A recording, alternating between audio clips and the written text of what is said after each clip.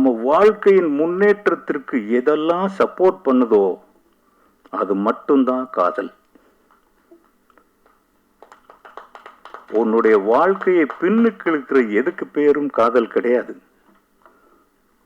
மனசும் புரிஞ்சுக்கிறது கல்யாணத்துக்கு முன்னாடியும் புரிஞ்சுக்கலாம், கல்யாணத்துக்கு பின்னாடியும் புரிஞ்சுக்கலாம். கொஞ்சம் காத்திருங்கள், கொஞ்ச நாள் காத்திருக்கணும். காதல் எல்லா பருவத்திலையும் வரும், எந்த வயதிலையும் வரும்.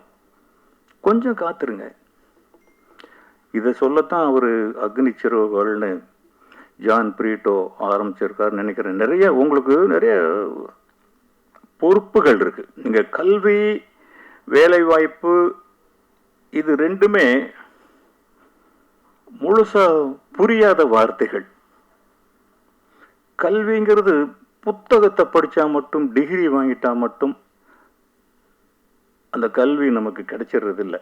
வெறும் அந்த டிகிரியை மட்டும் வச்சுக்கிட்டு எனக்கு டிகிரி எந்த வகையிலையும் உதவி செய்யலை அப்படின்னு அவர் காமராஜர் வந்திருப்பாரா?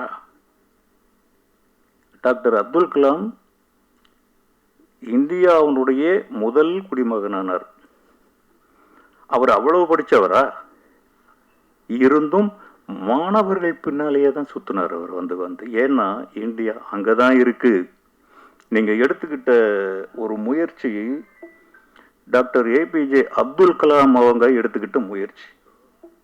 அவர் எப்படிப்பட்ட ஞானி அப்படின்னா, எனக்கு அப்துல் கலாம்னா யாருன்னே தெரியாதுங்க. சென்னைக்கு வந்தப்போ கூட சும்மா நைட்ல அப்படியே டிவியை நோண்டிக்கிட்டு, தெரியும் அவர் ஒரு சயின்டிஸ்ட்டு. அப்போ அவரை கொண்டு போய் பிரசிடென்ட் ஆக்குறாங்க. அடப்பாவி, அவர் பாட்டில் விஞ்ஞானி நல்லா இருந்தார ஏன்டா பிரசிடென்ட் ஆக்குறீங்க? இவ்வளவுதான் அவர் மேலே நமக்கு இருந்த ஒரு அறிவு. அவரை பற்றி ஒரு குறிப்பும் தெரியாது. நைட்டு ஒரு 11 மணிக்கோ 10 மணிக்கோ சேனலை போட்டுக்கிட்டே போகிறோம். ஒரு சேனலில் போடுறான், டாக்டர் ஏபிஜே அப்துல் கலாம் அவர்கள் மரணம் அப்படின்னு. இவன் ஏதோ தமாஷா போடுறான் போல இருக்குன்னு அடுத்து போடுறான். எந்த சேனல்லையுமே வரல. ஆனால் பக்குன்னு இதயத்தில் ஒரு சுருக்குன்னு குத்துது. அவர் மேலே எனக்கு காதல் கிடையாது, மதிப்பு கிடையாது, மரியாதை கிடையாது, அவருடைய வரலாறு கூட எனக்கு தெரியாது. ஒரு அட்டாக்கிங் கொடுத்தாரு பார்த்தீங்களா, அவன்தான் தலைவன்.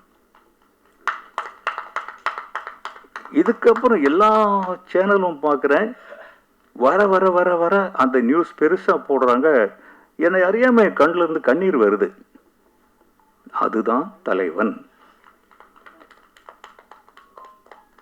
அது மாதிரி காமராஜர், அவர் பெரும் தலைவர். இன்னைக்கு வரைக்கும் தலைவர்னு காமராஜர் மட்டும்தான். அவர் ஒருத்தர் மட்டும்தான். என் பிள்ளைகள்னு தான் அவர் சொல்லுவார். என் பசங்க படிக்கணும்டா அப்படின்னு சொன்னவர் அவர் ஒருத்தர் தான். இன்னைக்கு இருக்கிற அமைச்சர்கள், அரசியல்வாதிகள் எல்லாருக்கும் எவ்வளவு சொத்து மதிப்பு இருக்கு, காமராஜருக்கு எவ்வளவு இருந்தது? 4 கதர் வேட்டியும் 55 ரூபா பணமும் இருந்ததுன்னு சொல்லுவாங்க. அந்த ஒரு தலைவர். அந்த வயசுல எனக்கு ரொம்ப பிராயம், இளம் பிராயத்திலேயே 6th ஏதோ படிச்சுக்கிட்டு இருக்கும் போது அவர் மேல் ஒரு ஈர்ப்பு வருது. அவர் மேடையில் நின்று கலைஞர் மாதிரி அடுக்கு மொழியில பேசுறவரும் இல்லை, வாஞ்சிநாதன் மாதிரி வீரவசனம் பேசுறவரும் இல்லை, நடிகர் திலகம் சிவாஜி கணேசன் மாதிரி அடுக்கு மொழி பேசுறவரும் இல்லை. ரொம்ப சொற்பமா, ரொம்ப காலை நீட்டி உட்காந்துக்கிட்டு ரொம்ப எளிமையா பேசுவார். அவர் எப்படி அந்த சின்ன குழந்தையான என்ன இருத்தார்? அதுதான் தலைவன். இன்னைக்கு ஹீரோக்கள்லாம், இன்னைக்கு தலைவர்கள்லாம் அலங்காரம் பண்ணிக்கிறாங்க, மேக்கப் பண்ணிக்கிறாங்க, வெளியில வர்றாங்க, என்னென்னமோ நடக்குது. அது நமக்கு தேவையில்லாத ஒரு விஷயம்.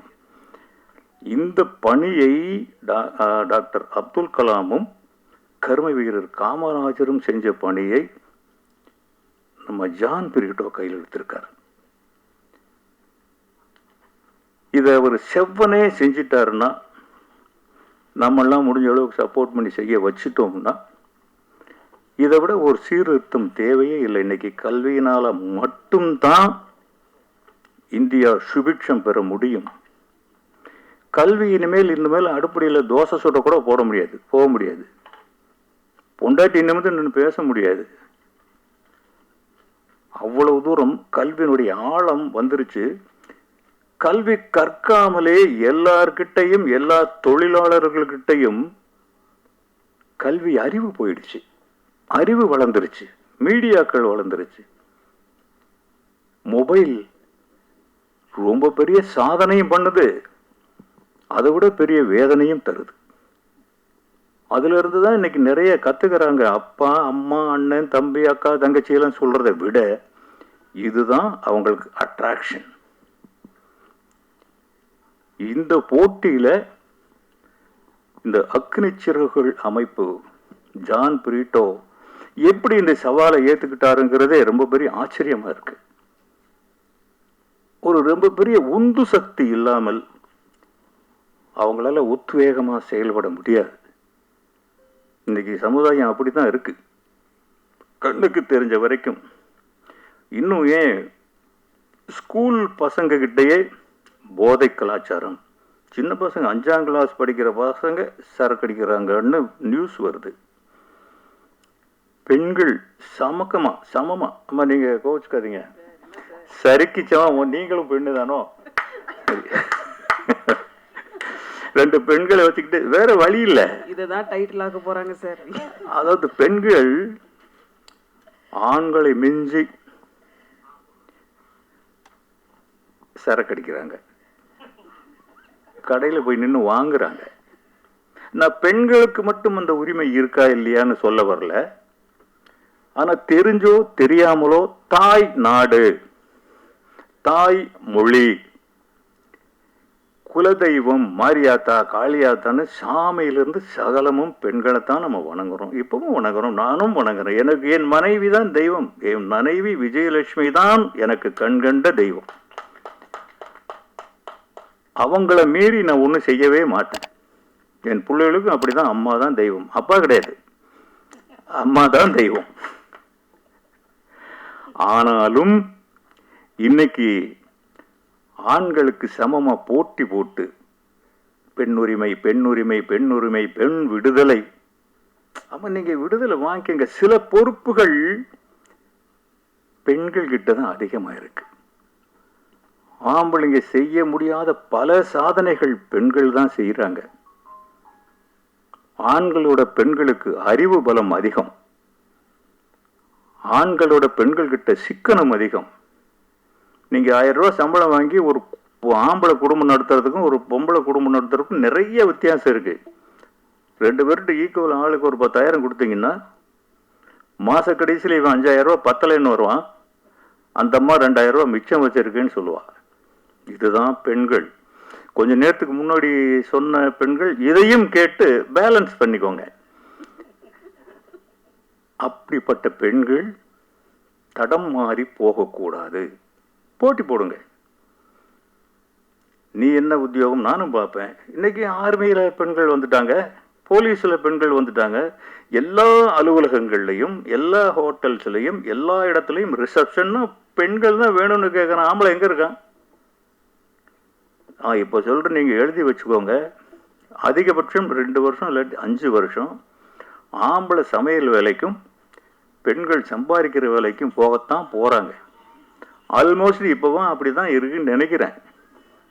இதுல நம்ம என்ன பண்றோம் அப்படின்னா, குழந்தைகளை பத்தி யாரும் கவனிக்கிறது இல்லை. சம்பளம் சம்பளம் இவ்வளவு வேணும் இவ்வளவு வேணும், டே ஒரு வீடு வாங்கணும்டா, இல்லடா அங்க ஒரு கார் வாங்கணும்டா. வீடு வாங்கணும் கார் வாங்கணுங்கிறது இன்னைக்கு ரொம்ப பெரிய வியாதியா பரவி கிடக்கு. அதனால 2 பேரும் ஓடுறாங்க. நான் என்னோட தெரிஞ்ச வீட்டுக்கு ஒரு நாள் போயிருந்தேன். அங்க ஒரு குழந்தை தூங்கிக்கிட்டு இருந்தது. மத்தியானத்துல தூங்கி எந்திரிக்கிறது. அந்த தூக்க கலக்கத்துல பொதுவா குழந்தைங்க யாரை தேடும்? அம்மான்னு சொல்லும், அம்மான்னு தான் சொல்லும், வேற எதுவும் சொல்லாது.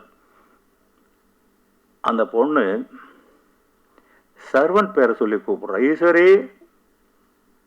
அம்மா பேரை சொல்லல. ஏன்னா அந்த குழந்தைய பால் கொடுக்கறதுல இருந்து, பால் கொடுக்கறதுன்னா தப்பா நினைச்சிடாதீங்க, புட்டி பால், தாய்ப்பால் தான் இன்னைக்கு யாரும் கொடுக்கறது இல்லையா? கொடுப்பாங்க, யாராவது ஒருத்தர் 2 பேர் தெரியாம கொடுப்பாங்க. பால் கொடுக்கறதுல இருந்து சோறு ஊட்டுறதுல இருந்து சர்வன்ட்ஸ் தான் பார்க்குறாங்க. வேலைக்காரிகள் தான் இன்னைக்கு பிள்ளைங்களை வளர்க்குறாங்க. தாய் வளர்க்காத குழந்தை என்னைக்குமே 100% ஆரோக்கியமா வளராது. ஒரு அம்மா கேர் எடுக்கிற மாதிரி எடுப்பாளா? எங்கள் அம்மா மிட் நைட்டு 2 மணிக்கு என் வயிற்றை தடவி பார்ப்பாங்க. அப்புறம் எங்கேயோ போவாங்க. போய் ஏதோ கடையில் வாங்கிட்டு வந்து எந்திரா என்னம்மா இந்நேரத்தில் எழுப்புற? இல்லைடா அவன் பாரு உள்ள குடேர்னு கிடக்கு, இதை சாப்பிட்டுட்டு போடு. இல்லைம்மா நான் சாப்பிட்டு தானே படுத்தேன். சாப்பிட்றா. அது தாய். வேலைக்காரி செய்வாளா? செய்ய மாட்டா. கிரிமினல்ஸ் அதிகமாக உற்பத்தி ஆகிறது தாய் வளர்க்காத பிள்ளைங்க கிட்ட இருந்து தான். தீய செயல்கள் அதிகமாக உற்பத்தி ஆகிறது அம்மா அப்பா பாதுகாப்பில் இல்லாத குழந்தைகள் தான். தவறுகள் நிறைய செய்கிறது அம்மா அப்பா ஆதரவு இல்லாத குழந்தைகள் தான். ஆனால் இன்னைக்கு நீங்கள் அதிகமான ஒரு ஆடம்பர வாழ்க்கைக்கு நம்ம ஆசைப்பட்டு எல்லா வாழ்க்கையும் எல்லாரும் வாழணும். ஆனால் நமக்கு பின்னாடி பேர் சொல்ல போகிறது நம்ம குழந்தைகள். நம்ம ஏதாவது சம்பாரித்து வச்சுட்டு போனோம்னா அதை அனுபவிக்க போகிறது நம்ம குழந்தைகள்.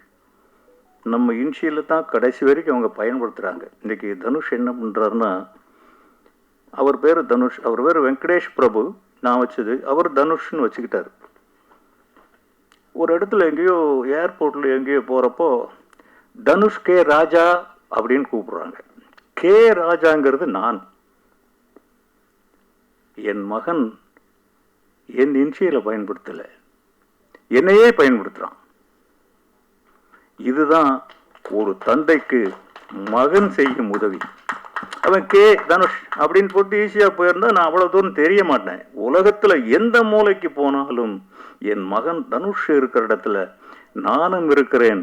தனுஷ் கே ராஜான்னு அவர் போட்டதுனால ஹோட்டலில் வரும் அவர் பேர் தான், பாஸ்போர்ட்டில் தனுஷ் கே ராஜா தான். சில இடங்களில் தனுஷை விட்டுறான், கே ராஜான்னு தான் கூப்பிடறான். இது எனக்கு பெருமை இல்லையா? இதை செய்யணும்னா அவங்க அம்மா அவன் நடிகனாகிற வரைக்கும் தன் ரத்தத்தையே சிந்தி அவங்க அம்மா தான் வளர்த்தாங்க. நான் வளர்க்கல, அவங்க அம்மா தான் வளர்த்தாங்க. 4 பேர் குழந்தைங்க. இந்த 4 பேரும் ஸ்கூலுக்கு போகணும். ஒரு சர்வெண்ட் வச்சுக்கிறதுக்கு அன்னைக்கு வசதி கிடையாது. காலையில் சமைச்சு சாப்பாடு கொடுத்து ட்ரெஸ் பண்ணி 4 பேரையும் கொண்டு போய் விட்டுட்டு வரணும். திருப்பி மத்தியானம் சாப்பாடு கொண்டு போய் கொடுக்கணும். 4 மணிக்கு ஏதோ டீயோ காஃபியோ ஏதோ பிஸ்கட்டோ கொடுக்கணும்னு சொல்லுவாங்க, அதுக்கும் அவங்க தான் போகணும். சாயந்தரம் போய் கூட்டிகிட்டு வரணும். இது எல்லாமே அப்பா அம்மா 2 பேருக்கும் இருக்கிற பங்கு தான். ஆனால் இதை செய்யறதுக்கு எனக்கு நேரம் இல்லை. அந்த ஒரு தாய், அந்த விஜயலட்சுமிங்கிற ஒரு தாய் தான் இத்தனை வேலையும் செஞ்சாங்க, இன்னைக்கும் செஞ்சுக்கிட்டு இருக்காங்க. ஆகையினால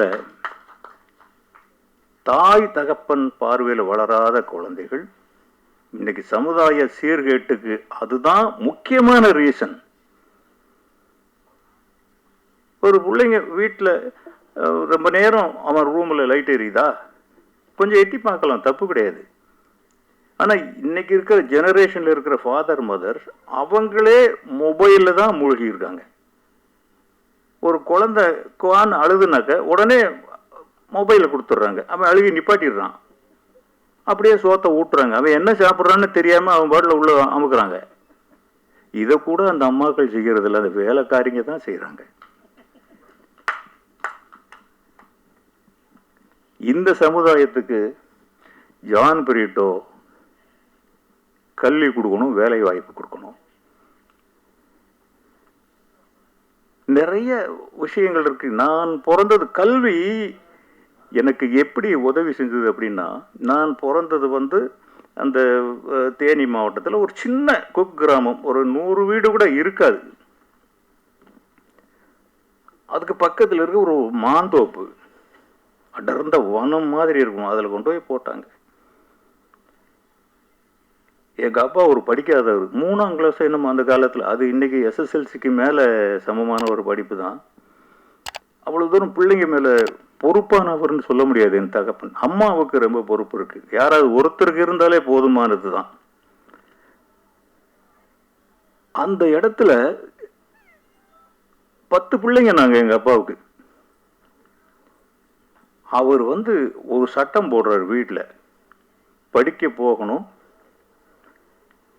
பாஸ் பண்ணணும். படிக்க போகலைன்னாலோ ஃபெயில் ஆயிட்டாலோ வீட்டில் மாடு நிறைய இருக்கும், மாடு மேய்க்கணும், விவசாய வேலை பார்க்கணும். மன்னிப்பெல்லாம் கிடையாது, மன்னிப்பெல்லாம் கிடையாது.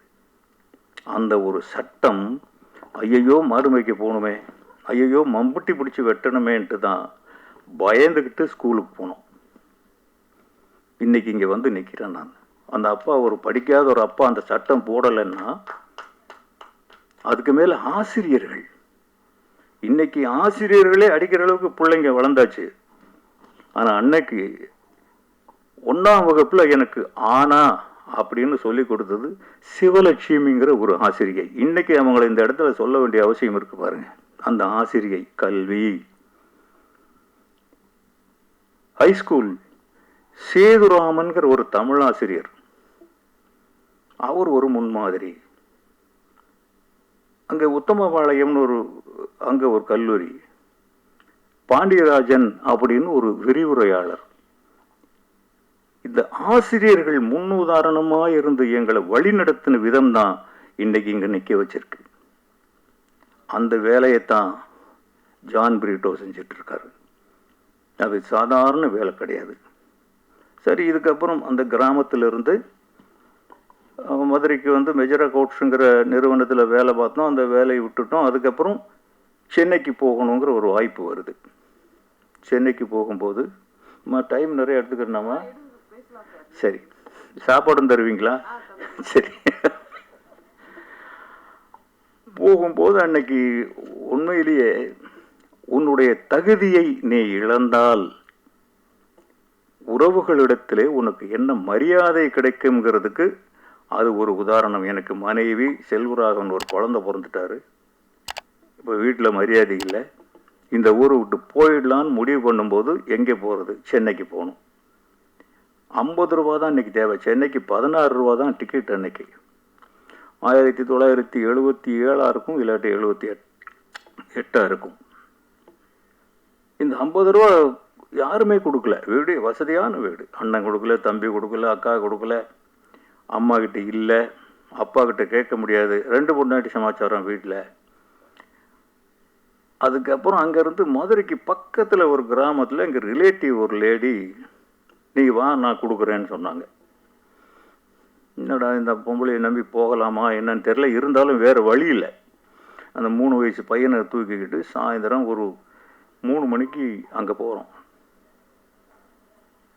அடே அப்பா, விருந்து, அப்படி ஒரு விருந்து வைக்கிறாங்க. வாழ்க்கையில் நான் சாப்பிட்டதே இல்லை, அந்த மாதிரி ஒரு விருந்து வைக்கிறாங்க.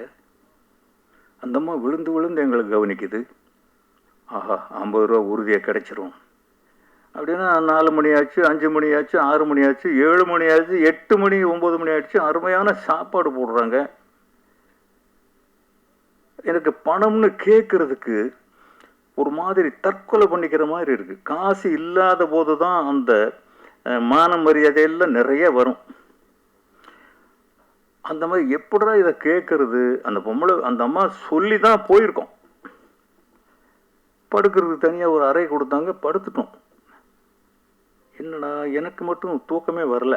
குழந்தை தூங்கிட்டான், அவங்க விஜயலட்சுமியும் தூங்கிட்டாங்க.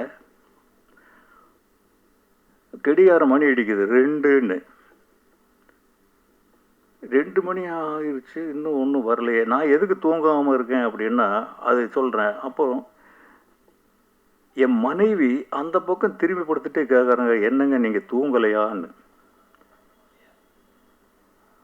ஏன்னா அந்த காலத்தில் பொறுப்புகள் முழுசும் 100க்கு 100 ஆம்பளை தலையிலேயே இருந்த காலம். அப்போ நமக்கு தானே கடமை ஜாஸ்தி. என்னங்க நீங்கள் தூங்கலையாங்கிற, என்னம்மா நீ தூங்கலையா? எனக்கு இதாகிடுச்சு. இல்லைங்க, நீங்கள் ஏன் இப்படி முழிச்சுட்ருக்கீங்க? இல்லைம்மா, அந்த அம்மா வீட்டில் மாமனாருக்கு தெரியாமல், புருஷனுக்கு தெரியாமல் காசு கொடுக்கணும் போல இருக்கு. ஒருவேளை நம்ம தூங்கிட்டோம்னா கொடுக்காம போயிடுச்சுன்னா, அதனால் முழிச்சுட்ருக்கேன். அவங்களுக்கு லேசாக கண் கலங்குச்சு. அவங்க சொல்கிறாங்க, ஏங்க எதுக்காக நம்ம இப்படி வந்து அடுத்த வீட்டில் படுத்துருக்கணும்? எனக்கு உங்கள் மேலே நம்பிக்கை இருங்க, நீ ரொம்ப பெரிய திறமைசாலி. நீங்கள் நல்லா வருவீங்க. விஜயலட்சுமி ஒரு தேவதை. கையில் 10 பைசா இல்லை, அடுத்த வேளை சோறு போடுறதுக்கு ஆள் இல்லை. அந்த அம்மாவுக்கு எங்கேருந்து அந்த தைரியம் வருது? நீ ரொம்ப புத்திசாலி, நீ ரொம்ப நல்லா வருவன்னா எங்கேருந்து வருதுங்களா? அப்படியே வந்துருந்தோம். காலையில் பொழுது விடிஞ்சிருச்சு. விடிஞ்ச உடனே என்ன ஒரு நிலைமையை பாருங்க. நளன் தமயந்திக்கு வந்த நிலைமை அது. அந்த நிலைமையில அங்க ஏன் படுத்திருந்தேன், ஏன் கிளம்புனேன், எதுக்கு சென்னைக்கு போகணுங்கிறதுக்கு ஒரே சிந்தனை எனக்கு பலம் கொடுத்தது என் அப்பன் எனக்கு கொடுத்த கல்வி. அந்த படிப்பு மட்டும் இல்லைன்னா அந்த மாந்தோப்புக்குள்ள இந்த காஞ்ச சருகுகளுக்குள்ளேயும் காஞ்சு போன ஓடை மணலுக்குள்ளேயும் அந்த முள்ளுக்காட்டிலையுமே முடங்கி இருப்பேன் நான். அன்னைக்கு கிளம்புனதுக்கு ஒரே காரணம், கல்விங்கிற 3வது கண் ஒன்று எனக்கு வழி காட்டுக்கிட்டே இருக்கு. இங்கே இருக்காத, நீ போயிடு. அதுக்காக கிராமத்தை விட்டு ஓடி போயிடுங்கிற நோக்கம் இல்லை. அந்த நிலைமையிலையும் எனக்கு துணையாக இருந்தது அந்த எஜுகேஷன் தான். கொஞ்சம்தான் செகண்ட் இயர் பிஏக்கு மேலே பண்ண முடியல. அந்த பாழா போன காதல் கெடுத்துருச்சு. அதுக்கப்புறம் என்னை மாற்றியது அந்த விஜயலட்சுமி தான். ஏன்னு தெரியாது. அவங்க எனக்கு பணம் கொண்டு வரல, ஒன்றும் கொண்டு வரல. அந்த முகத்திலிருந்து வந்த ஒரு ஒளி, ஒரு ஞானம் என்னை மாற்றி ஒரு காட்டு மிராண்டியை மனுஷனை மாத்துச்சு.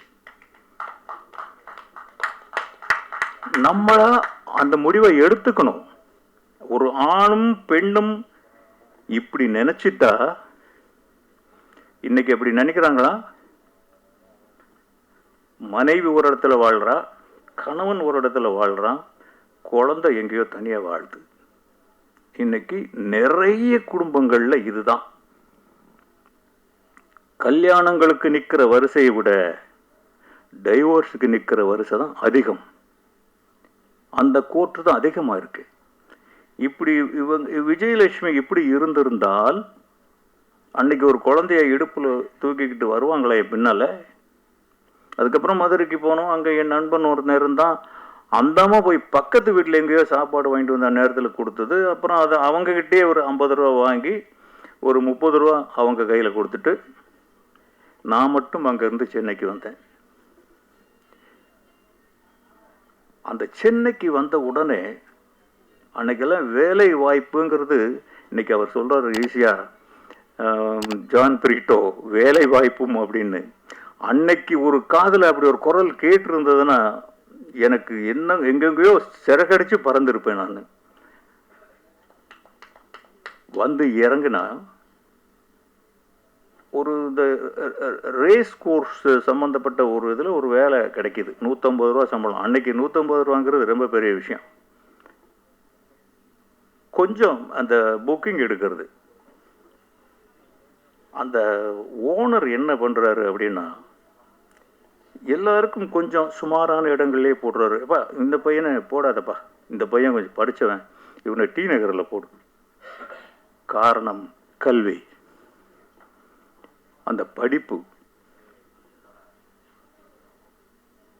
எங்க போனாலும் உன் கூடவே தொடர்ந்து வர்றது விதியும் கல்வியும் தான்.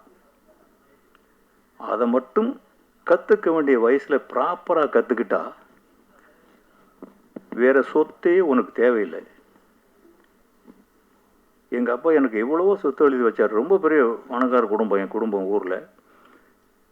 அதெல்லாம் தூக்கி எரிஞ்சிட்டு நான் சென்னைக்கு வந்தேன். இன்னைக்கு அதெல்லாம் யாரோ வித்துட்டாங்க. என் மனைவி கூட சொல்லுவாங்க, எங்க நமக்கு பிள்ளைகள் இருக்கு, இந்த சொத்தெல்லாம் அப்படி விட்டுட்டீங்களே. விடுமா, கான்சென்ட்ரேஷன் எங்க இருக்கணுமோ அங்க இருக்கணும். நான் அதை விட இன்னைக்கு 1000 பங்கு உயர்ந்திருக்கிறேன். காரணம் கல்வி, படிப்பு. ஜான் பிரிட்டோ எத்தனை பேருக்கு இந்த நம்பிக்கையை கொடுப்பாரோ எனக்கு தெரியல. அதுக்கப்புறம் சினிமா துறைக்கு வந்தாச்சு. சினிமா துறைக்கு வந்த உடனே ரொம்ப பெரிய தன்னம்பிக்கையை கொடுக்குறதுங்க சினிமா கல்வி. ஒன்றுமே தெரியாமல் சென்னையில் இறங்கி ஒரு மாதிரி ஒல்லியாக கண்ணங்கரேர்னு தட்டை குச்சிக்கு ட்ரெஸ் போட்ட மாதிரி இருப்பேன் அந்த காலத்தில். இருந்து சென்னையில் யாருமே தெரியாது. இங்கே வந்து வாழ்ந்து போராட்டங்களை சமாளித்து சினிமா துறைக்குள்ளே வந்து இயக்குனராகி இந்த எல்லா இடத்துலையுமே என்னுடைய அனுபவங்களை விட, நான் சேகரித்த அனுபவங்களை விட என் கல்விதான் எனக்கு ஒரு கண்ணாக இருந்து வழிகாட்டுச்சு. இந்த முயற்சியை எடுத்திருக்காரு ஜான் பிரிட்டோ. என்னுடைய படங்கள்லாம் முடிஞ்சு துள்ளுவோத இளமை எடுத்தாச்சு. துள்ளுவோத இளமை எடுத்த உடனே அதுக்கப்புறம் படங்கள் நிறைய வந்தது தனுஷ்க்கு. எல்லாருமே அந்த மாதிரி 4 பேர் பசங்க. துள்ளுவத இளமை எல்லாரும் பார்த்துருப்பீங்க, பாக்காட்டியோட கேள்விப்பட்டிருப்பீங்க. 4 பேர் 2 பேர் பிரதர்ஸ் இப்படியே கேட்குறாங்க. அவர் நான் போகிறேன்ப்பா.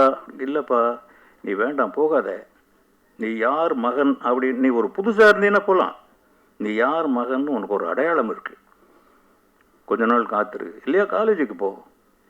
அவர் பெட்டிஷன்லாம் போட்டுட்டாரு, அப்ளிகேஷன் போட்டார். இல்லைப்பா இந்த காலேஜ் எந்த காலேஜெல்லாம் செலக்ட் பண்ணுறோம் நாங்கள். இப்போ ஒரு நாள் நைட்டு ஒரு 2 மணி 2:30 மணி இருக்கும். நான் உட்காந்து ஏதோ ஸ்கிரிப்ட் எழுதிட்டு இருந்தேன்.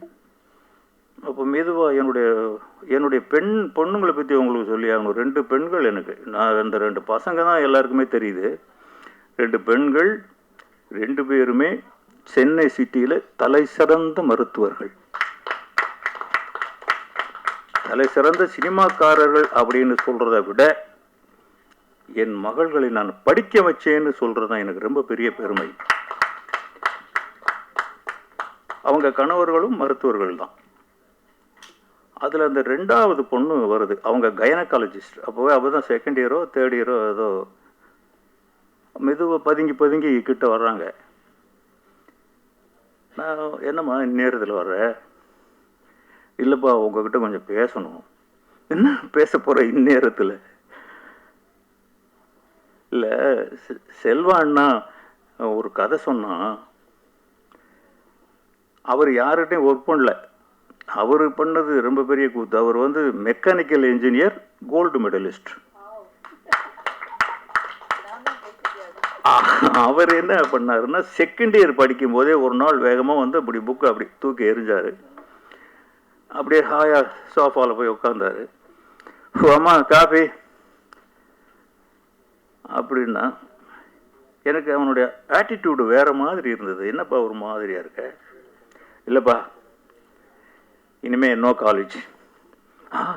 பக்குங்குது. என்னடா இவன் அந்த அந்த அந்த என்ஜினியரிங் சீட்டு வாங்கிறதுக்கு தவம் இருந்திருக்கும். சினிமாவிலோடு அவ்வளோ கஷ்டப்படல நான். அந்த ஒரு என்ஜினியரை வேண்டாங்கிறான். ஏன்பா இனிமேல் என்ன பண்ண போற? அவனா சினிமாவா? அப்புறம் என்னமோ நான் ரொம்ப கோவக்காரன். எனக்கு அன்றைக்கு கோவம் வரல. கொஞ்சம் அப்படியே கண்ட்ரோல் பண்ணிட்டு, பையன் வேறு மாதிரி இருக்கான், கேட்கணும். எதுக்குப்பா சினிமா? இல்லைப்பா எனக்கு மைண்டில் அதுதான் இருக்குது, படிப்பில் கான்சன்ட்ரேஷன் இல்லை. அப்புறம் கொஞ்சம் நேரம் மூச்சு வாங்கிக்கிட்டு சொன்னேன், இல்லை தம்பி, சினிமா உங்கள் அப்பா சென்னைக்கு வர்றதுக்கு முன்னாலேயும் இருந்தது, உங்கள் அப்பா காலத்துலையும் இருக்குது, உங்கள் அப்பாவுக்கு பின்னாலையும் இருக்கும். ஆனால் படிப்பு அப்படி இல்லை ராஜா. நீ எங்கே போனாலும் உனக்கு பின்னால் ஒரு டிகிரி வேணும். எப்படி என்னுடைய இனிஷியல் கேன்னு முன்னால் போடுறியோ அது மாதிரி உன் பேருக்கு பின்னாலையும் 2 எழுத்து இருந்தால் தான் உனக்கு மரியாதை கிடைக்கும். அதை நீ வாங்கு, நானே உன்னை சினிமாவில் கொண்டு போகிறேன்னு. பொய் தான் சொன்னேன். 100க்கு 100 200% பொய். எப்படியாவது அவனை காலேஜுக்கு போக வைக்கணும். மறுநாள்லேருந்து பேசலை. புக்கோடு தான் காலேஜுக்கு வந்தான். மெரிட்டில் பாஸ் பண்ணிட்டான். அதே மாதிரி தான் இருந்தான். டாடி அதுக்கு முன்னாடி அவர் அமெரிக்காவுக்கு அனுப்புறதுக்கான ஒரு வேலையை செஞ்சு வச்சுருந்தேன். நான் அங்கே போய் அந்த டெக்ஸ்டைலில் படிச்சுட்டு அங்கேயே சினிமாவும் படிக்கிற மாதிரி. டெக்ஸ்டைல் மட்டும் படினா போக மாட்டான்னு எனக்கு தெரியும். இப்படி ஒன்றே சேர்த்து அனுப்பலான்னு சொல்லி சொன்னேன். ஓ, என்னை நாடு கடத்துறதுன்னு பிளான் பண்ணிட்டீங்களா?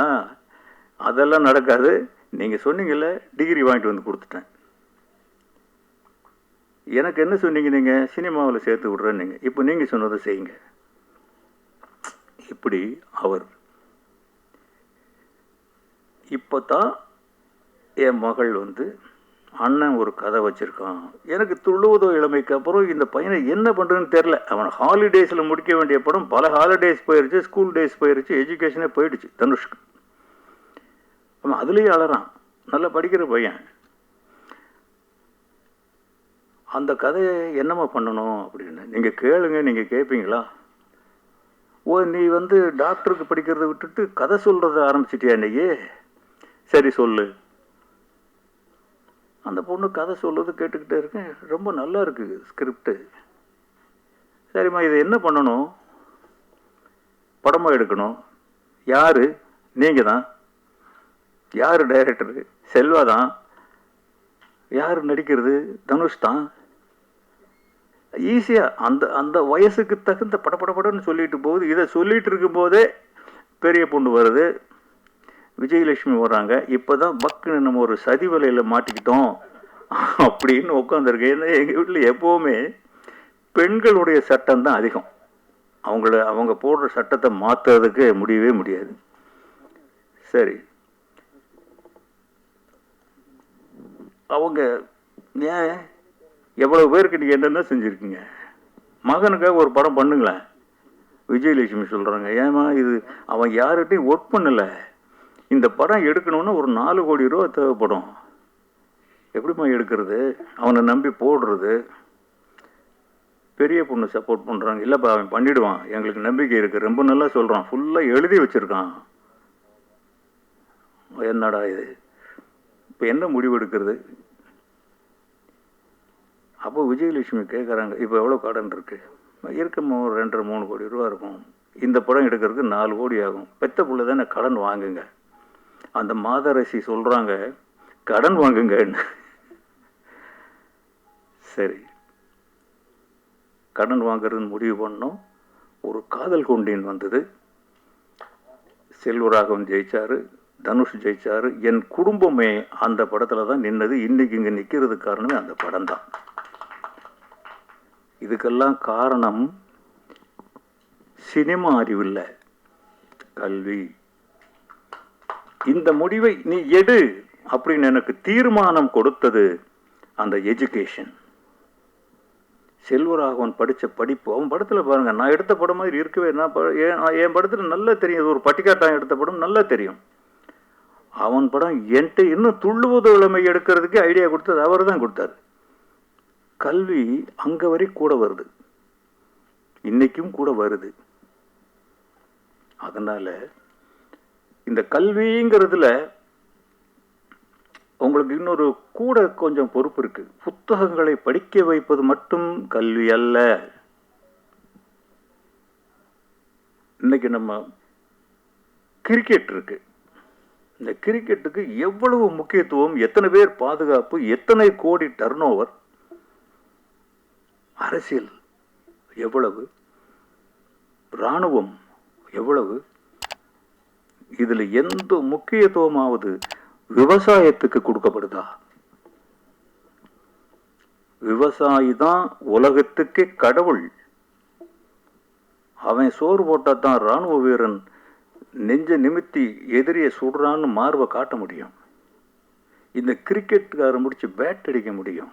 இதுல ஒரு பகுதியாவது செலவு பண்ணி அந்த விவசாயத்தை பாதுகாத்தா, இப்ப கூட சமீபத்தில் வந்த அரசியல் கட்சிகள்லாம் கொடுத்த அறிவிப்புகள்லாம் பார்த்தேன். ஒருத்தர் கூட விவசாயத்துக்குன்னு ஒண்ணுமே சொல்லலை.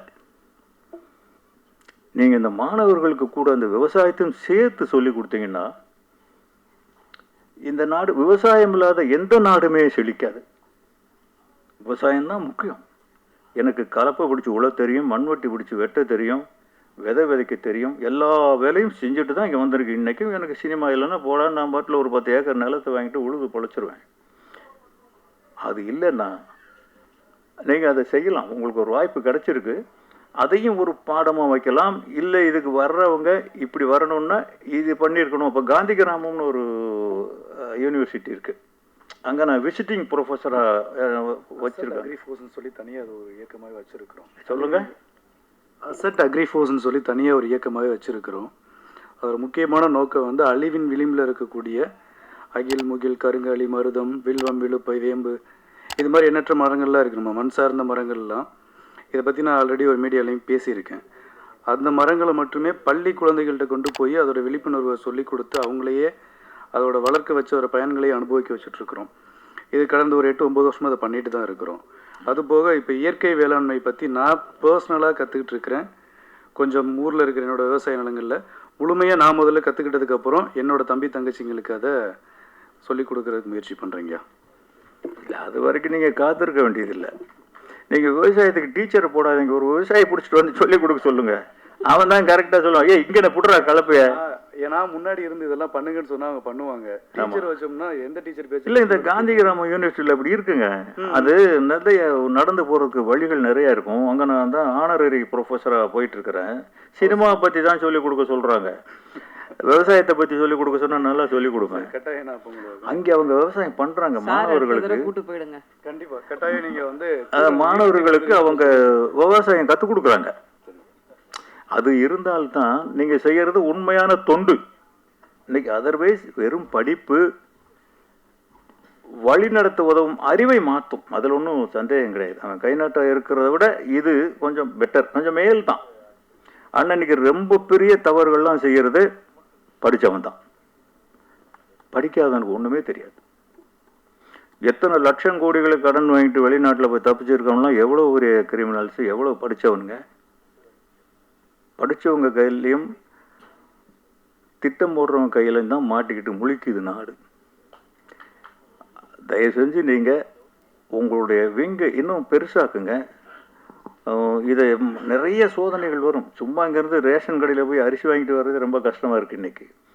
இந்த பசங்களை அந்த போதை கலாச்சாரத்திலிருந்து காப்பாற்றுறது தான் நம்ம எல்லாருக்கும் தாய், தகப்பன், ஆசிரியர், ஆசிரியைகள் எல்லாருக்குமே அதுதான் முதல் கடமையாக இருக்கணும். அதனால் கற்பொழிப்பு கலாச்சாரம் இதெல்லாம் மாறணும்னா எஜுகேஷன். இன்னும் ஒரு 1000 பிரீட்டோக்கள் வரணும், அக்னி சிறுவர்கள் வரணும். ஜான் பிரீட்டோ இன்னும் நல்லா வளர்ந்து ரொம்ப பெருசாக சாதிக்கணும். அவர் இன்னும் நிறைய விழாக்கள் நடத்தி நம்மெல்லாம் அதில் போய் கலந்துக்கணும். நம்ம ஆதரவுகள் என்னைக்கும் அவருக்கு இருக்குது. நன்றி, வணக்கம். சார், அநேகமாக இந்த மேடையில் தான் நீங்கள் நிறைய வாழ்க்கை பற்றிலாம் பேசியிருக்கீங்க. அதுக்கு வந்து ரொம்ப நன்றி சொல்லணும். ஒரே ஒரு கேள்வி சார் உங்ககிட்ட. இந்த போயஸ் கார்டனுக்கும் இந்த அரசியலுக்கும் மிகப்பெரிய தொடர்பு இருக்கு. ஒரு பவர்ஃபுல்லான ஒரு இடம் சென்னையிலன்னு சொல்லலாம். நிறைய அரசியல் பிறந்திருக்கு. உங்க குடும்பத்துல சென்னையிலேயே பவர்ஃபுல்லான இடம் கோபாலபுரம் தான். இப்ப இல்லையா? இல்ல, இப்பவும் இருக்கு. கோபாலபுரம் அங்கதான் இருக்கு, கலைஞர் அங்கதான் வாழ்ந்தார். ஒளி பிறந்த இடம். இப்ப எங்க அவர் இப்போ போயஸ் கார்டனுக்கு அவரும் வந்துட்டார் போல் இருக்க. இளைய தளபதி வந்துட்டார் நினைக்கிறேன். வரப்போறார். வரட்டும், நல்லா இருக்கட்டும். நமக்கு அரசியல் வேண்டாம். உங்க குடும்பத்தில இருந்து யாரும் எதிர்காலத்துல அரசியலுக்கு வரதுக்கு வாய்ப்பு வரலாமா? இது வேணான்னு சொல்றதுக்கு நம்ம யாரு? இல்ல வந்தா நல்லா வரமாட்டாங்கன்னு கணிக்கிறதுக்கு நம்ம யாரு? வரலாம், நம்ம வர முடியாது, வயசு போயிடுச்சு. என் மகன்கள் வரலாம், பேரன்கள் வரலாம். தனுஷார் வருவாங்களா? அதான் அது எனக்கு தெரியாதுமா, நான் சொல்ல முடியாது.